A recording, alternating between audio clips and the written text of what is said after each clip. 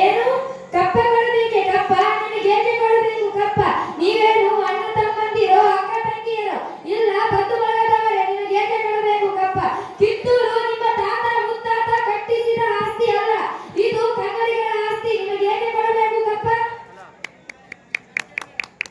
ಚಪ್ಪಾಳೆ ಮುಚ್ಚುವ ತಾಯ ಸ್ಥಳಕ್ಕೆ ಬಂದು ತಾಯಿಗೆ ಎಚ್ಚರಿಕೆ ಸಕ್ಕೇನೆ ನಿನಗ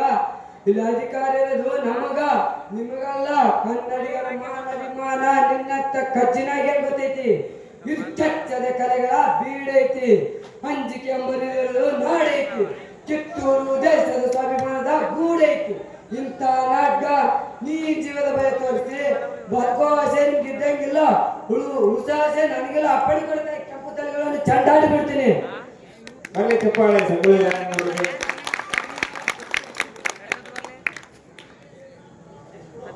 ನೆಕ್ಸ್ಟ್